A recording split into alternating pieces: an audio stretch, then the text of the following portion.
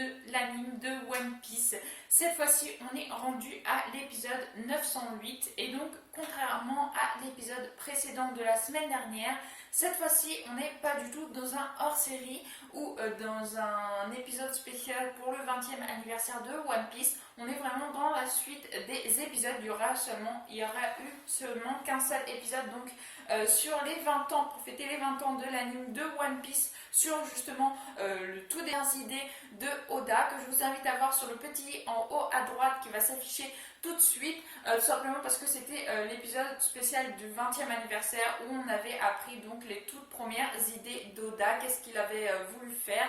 Et bien sûr, maintenant qu'on connaît l'histoire, le début de One Piece, on sait ce qu'il a réécrit vraisemblablement, ce qu'il a vraiment fait de cette histoire. Mais c'était un épisode franchement très intéressant. En tout cas, moi je l'ai beaucoup aimé. Je vous invite donc à le visionner et également à regarder ma vidéo si ça vous intéresse pour voir mon propre avis. D'ailleurs, il y a énormément de personnages, de moments dans cet épisode qui me font penser à des passages qui existent vraiment dans One Piece. Donc franchement, n'hésitez pas à voir cet épisode si vous avez le temps, parce que certes c'est un hors-série, ça continue pas l'histoire, mais c'est un épisode vraiment super intéressant et je vous invite à aller le voir. On récupère l'épisode là où on l'avait laissé dans la trame principale, avec bien sûr Law qui avait affronté Hawkins et qui s'était détaché du combat en fait pour rejoindre le navire d'abondance que Zoro amenait avec Tama, avec Speed et avec Okiku qui les avait rejoints.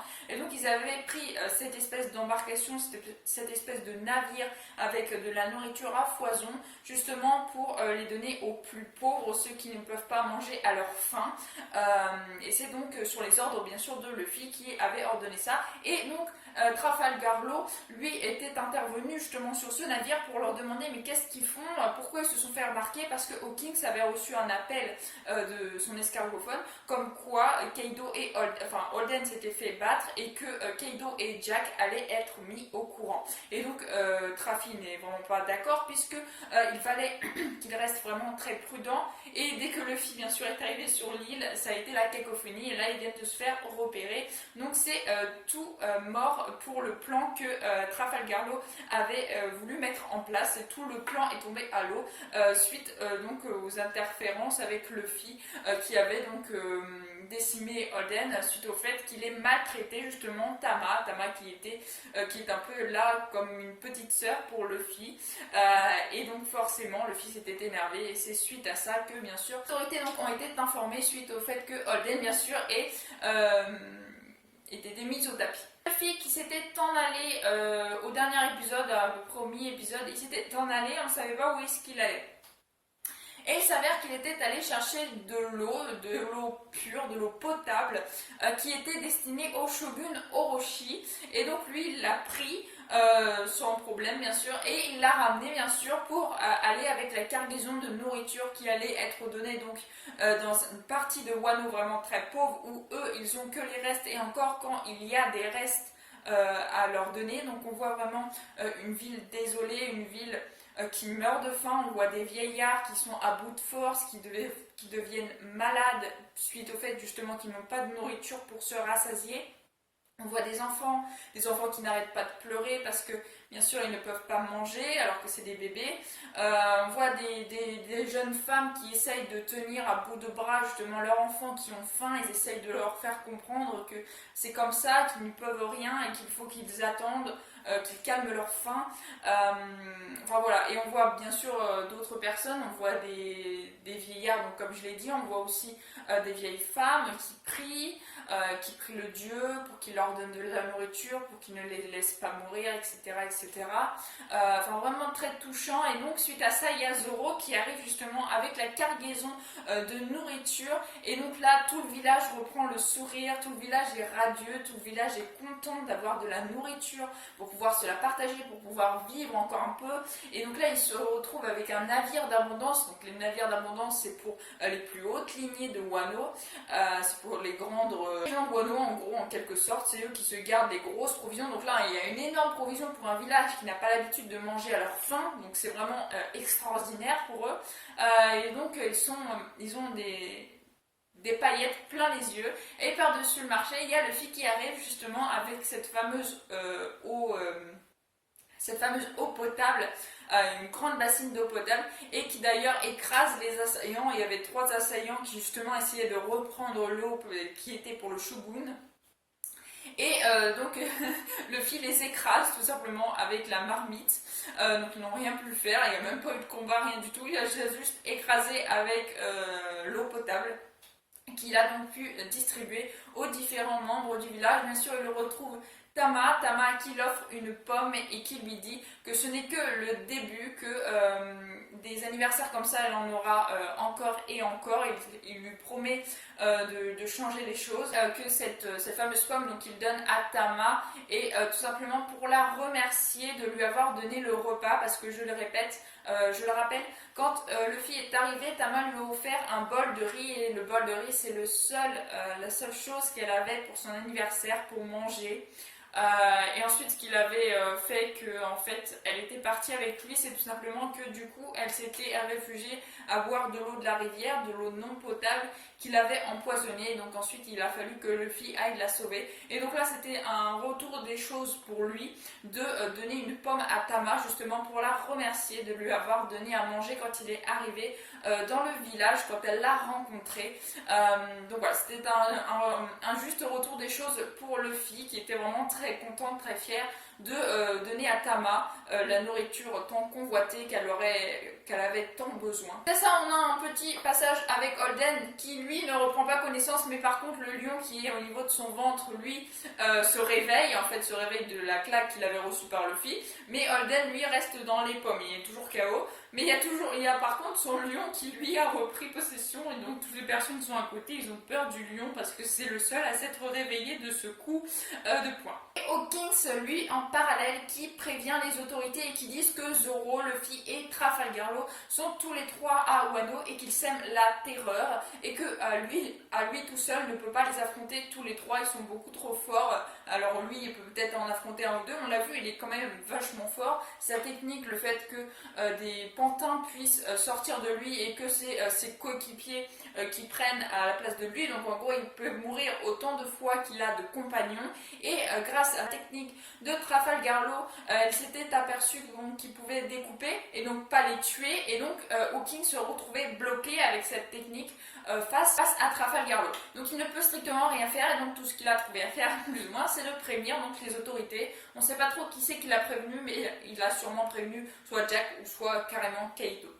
Et donc ensuite on retourne au village, on voit bien sûr que les villageois se partagent vraiment très simplement et très amicalement la nourriture, justement, donc ils répartissent ça de façon égale entre chaque foyer, il y a énormément de nourriture, donc il n'y a pas de souci à se faire là-dessus.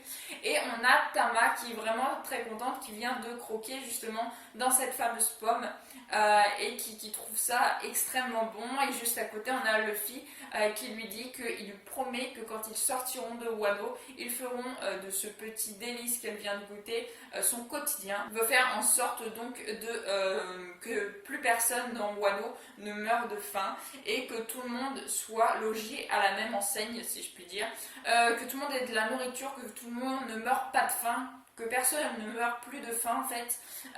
Et à ce moment-là, Tama, là encore une fois, elle repense à Ace. Ace qui lui avait dit exactement la même chose. Ace lui avait dit que la prochaine fois qu'il reviendrait, il ferait en sorte qu'elle ne meure plus de faim. Mais Luffy, lui, il n'a pas dit quand il reviendra, il a dit quand je partirai, il y aura de la nourriture pour tout le monde. Très beau passage, encore là. Franchement, très beau passage.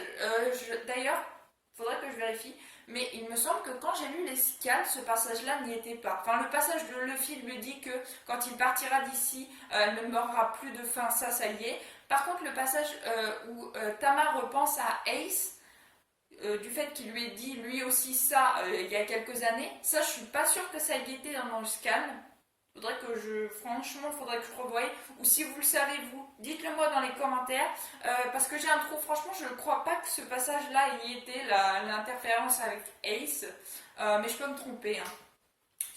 Ça y était peut-être, mais en tout cas, moi, je m'en souviens plus. Ensuite, Tama repart sur le dos de Speed. Et Speed, elle, c'est donc l'un des commandants justement au même titre qu'Holden, et sous les ordres donc de Tama suite au Kibidango, le fruit du démon que elle-même a mangé, qui permet aux animaux de lui obéir. Et donc vu que Speed est mi-humain mi-animal, franchement justement donc cette technique avait marché, et donc c'est pour ça que Speed obéit à Tama. Et donc Tama repart sur son dos, elle dit au revoir à Luffy toute contente, et elle a même ramené une pomme justement pour son tuteur, donc le personnage avec un grand nez là.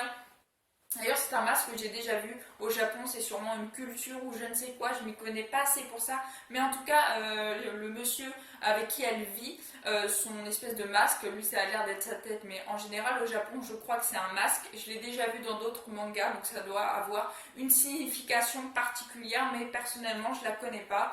Donc voilà, donc elle va ramener cette fameuse pomme justement à son tuteur. Puis lui, bien sûr, garde le sabre justement qu'il avait pris à ce fameux tuteur de Tama sans demander sa permission. Il trouvait que ça faisait classe, mais même en se battant, il ne se sert pas de son sabre, donc ça lui sert strictement rien, en tout cas pour l'instant.